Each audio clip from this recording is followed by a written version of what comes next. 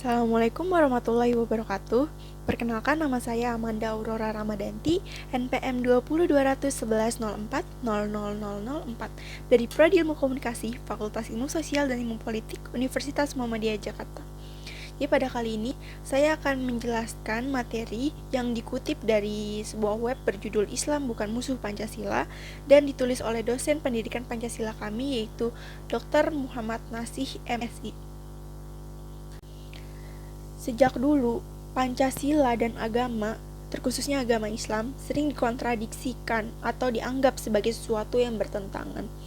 Padahal, dalam gagasan Pancasila itu sendiri dipetik atau diambil dari ajaran agama Islam. Ya, walaupun dalam Pancasila terdapat gagasan Indonesia Merdeka. Bagi mereka yang menginginkan Indonesia dikontradiksi sebagai negara Islam disebut sebagai Islamis, dan untuk mereka yang menginginkan hal sebaliknya disebut sebagai nasionalis. Walaupun pada hakikatnya konsep nasionalisme di Indonesia itu dibentuk sebagai nasionalisme religius, tidak seperti nasionalisme yang berada di barat Eropa yang sekuler. Jadi, walaupun Pancasila digagas atau muncul dari kalangan nasionalis, tetapi di antara mereka itu terdapat tidak sedikit orang-orang yang mengerti ajaran agama Islam atau para ulama. Di dalam Pancasila, mulai dari sila pertama sampai sila kelima, terdapat substansi ajaran agama Islam yang secara tekstual maupun kontekstual itu dapat ditemukan di dalam Al-Quran dan hadis. Oleh karena itu, mengatakan bahwa musuh Pancasila merupakan agama sangat merendahkan Pancasila yang selama ini telah digunakan sebagai landasan filosofi kehidupan bernegara. Dan bahkan Pancasila juga disebut sebagai dasar negara kita. Sila pertama, yaitu ketuhanan yang Maha Esa, merupakan penanda bahwa tauhid menjadi prinsipnya. Secara tekstual, keesaan merupakan konsepsi yang sangat fundamental dalam Islam. Bisa ditemukan di banyak ayat Al-Quran dan hadis. Bahkan ada suatu surat khusus yang menerangkan tentang hal ini, yaitu surat Al-Ikhlas, yang artinya pemurnian. Dalam sebuah hadis, Nabi Muhammad menekankan tentang pentingnya konsepsi keesaan Allah, serta bersikap kepada sesama manusia dan juga lingkungan. Karena itu, sekularisme adalah paham yang sangat bertentangan dengan ajaran Islam. Yang kedua adalah kemanusiaan yang adil dan beradab. Kemanusiaan yang adil tersebut harus benar-benar didasarkan kepada ketuhanan. Kenapa begitu? Karena supaya dia sangat berbeda dengan paham humanisme. Nah, paham humanisme sendiri itu merupakan aliran atau ajaran filsafat yang menempatkan nilai-nilai serta kedudukan manusia di atas segala unsur serta aspek kehidupan, termasuk agama itu sendiri. Sila ketiga yaitu Persatuan Indonesia. Nah, Persatuan Indonesia ini memiliki landasan yang sangat kuat dalam Islam. Sebab Al-Quran bahkan menganjurkan kita untuk berbuat baik kepada sesama, sekalipun kepada yang berbeda agama. Perbedaan sara tidak boleh menghalangi kita untuk hidup dalam masyarakat yang bisa menjalankan kerjasama dan juga bersinergi. Sunnah Nabi Muhammad tentang kehidupan bersama bahkan menjadi dasar bagi sebagian ilmuwan untuk membangun teori tentang negara religius dan juga plural. Sebab Nabi Muhammad secara historis dan faktual telah membangun negara Madinah menjadi negara yang di dalamnya itu terdapat bermacam-macam etnis dan bermacam sara.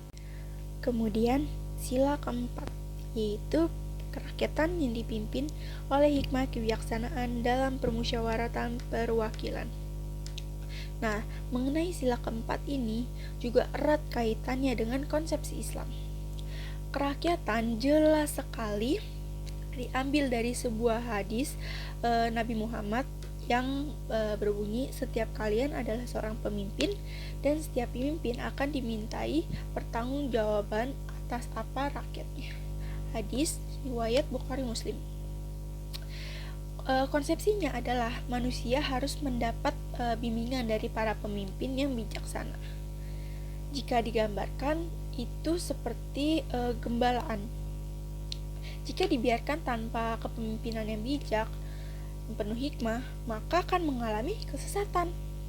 Nah, agar kepemimpinan itu benar-benar bernilai hikmah, maka para pemimpin harus melakukan permusyawaratan dan tidak boleh semena-mena. Permusyawaratan itu berasal dari kata musyawarah.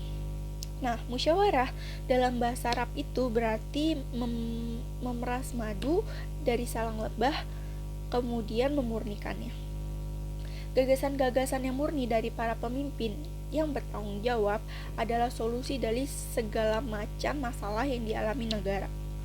Mekanisme ini tuh bahkan diyakini oleh Nabi Muhammad yang akan menghindarkan dari berbagai macam kejahatan.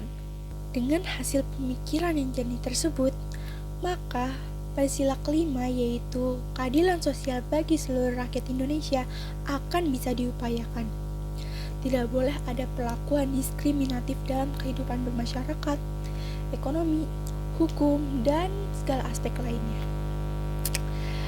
Semua harus diperlakukan secara adil dan sama rata, sehingga seluruh rakyat dapat hidup secara harmonis tanpa ada yang curiga. Nah, dalam surat An-Nahl ayat 90 itu berbunyi, sesungguhnya Allah menyuruh kamu untuk berlaku adil dan berbuat kebajikan, memberi kepada kaum kerabat, dan Allah melarang kamu untuk melakukan perbuatan keji, kemungkaran, permusuhan, dan memberi pengajaran kepada kamu agar kamu dapat mengambil pelajaran. Ayat-ayat dan hadis-hadis yang disebutkan di atas itu jelas sekali menunjukkan bahwa tidak ada satupun sila Pancasila yang bertentangan dengan Islam. Malah Islamlah yang sebenarnya merupakan induk, itu yang melahirkan isi dari Pancasila tersebut.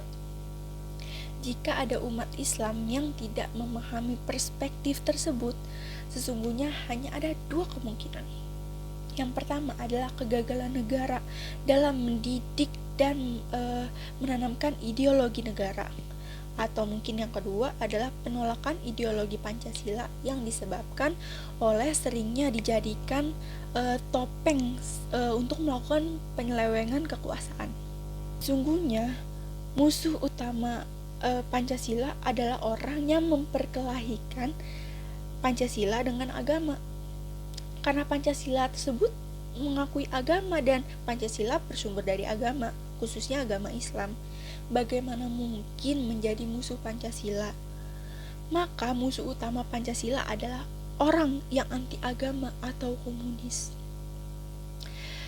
Bisa jadi mengatakan agama sebagai musuh Pancasila itu hanya sebagai pengalihan isu, pengalihan perhatian publik pada tumpukan masalah yang ada saat ini. Karena itu kita perlu waspada bahwa Pancasila ini sedang berada di ujung tanduk. Dahulu, sebelum PKI melakukan pemberontakan, ia terus-menerus mempertentangkan Pancasila dan agama. Untuk apa? Untuk mengalihkan perhatian publik. Dan sekarang situasi itu hampir sama. Kita patut bertanya, ini agenda apa dan untuk siapa? Sebagai penutup, saya ingin mengingatkan bahwa negara kita, yaitu Indonesia, memiliki sangat amat beragam perbedaan kebudayaan dan sara. Hal ini tidak menutup kemungkinan bahwa kita dapat terpecah belah oleh isu-isu yang kebenarannya itu tidak dapat dipertanggungjawabkan. Bisa saja isu-isu tersebut dengan sengaja ditebar, diberitahukan, diinformasikan untuk memecah belah serta mengadu domba kita. Maka marilah kita menjadi pribadi, menjadi individu yang lebih cermat dalam menerima dan mengolah informasi supaya kita dapat mencegah terjadinya perpecahan tersebut di Indonesia. Simpulannya, agama bukanlah musuh Pancasila, dan agama merupakan bagian dari Pancasila. Sekian dari saya. Jika ada kesalahan mohon dimaafkan.